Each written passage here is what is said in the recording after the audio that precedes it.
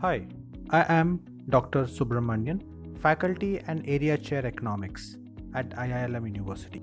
Welcome to the podcast series of IILM University, a platform to know, to discuss, to understand, and reinvent ourselves to the needs of the situation at hand. Today, I will be speaking on the topic: Is there a silver lining after COVID? A question that is haunting each and every one of us. From the last couple of months, our global interconnected societies have transformed into life in lockdown. Every private company, public organization, or educational institutions have been impacted by the COVID-19 crisis. Estimates of various international multilateral organizations paint a gloomy picture and compare today's situation to the Great Depression of 1929. Countries are squashing their growth trajectories as the current crisis is a combination of supply side disruptions and sinking of demand, as per the reports by EY.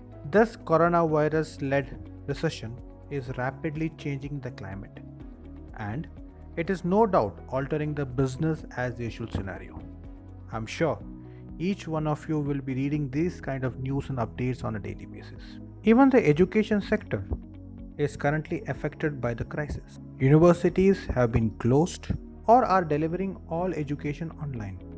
However, the news flashed about the setbacks in the recruitments. Reports emanated that some companies have scaled back their hiring plans, while others are cancelling summer internships as companies seek to preserve cash, reduce expenses by cutting back on hires. As contrary to the understanding of the current situation, I would like to place a few reasoning which can soothe our anxiety and feed hope about our future. Number 1. In reality, many economists are questioning the GDP for. They call it dubious, especially when the virus trajectory is unknown. The effectiveness of containment efforts is unknown, and the consumers and markets' reactions are unknown. The reality is, there is no single number that credibly captures or foresees the impact of COVID-19 on the economy. No doubt, the current crisis is hitting us on the financial grounds, consumer confidence, and on supply front. It must be kept in mind that all that is lost is not enduring. We may not see the world as it was pre-COVID, and there will be significant changes politically, socially, economically, and emotionally. To cite an example, the SARS outbreak in 2003 is often credited with the adoption of online shopping among Chinese consumers, which resulted in Alibaba's rise. Similar impact can be seen in our economy too. We have to just wait for it. We will see a new normal, and each one of us should be ready to embrace it. Second, as governments are starting to reopen society and restart the business, universities will also gradually reopen their campuses. Nevertheless, new modes of social distancing will continue to apply for quite some time, affecting on-campus learning in physical spaces, from the classroom to the libraries and on-campus student networking places. In education, the shift to online was made at very short notice. It has accelerated new forms of pedagogy, and tremendous initiatives from institutions have emerged. While some institutions are already working on new approaches for online and blended delivery. The boon of COVID, again I'm repeating, the boon of COVID is giving the education sector a hard push to reinvent new models of experiential learning and powerful campus experiences for the students. Universities have a tremendous comparative advantage compared to alternative online and other training providers. Thirdly,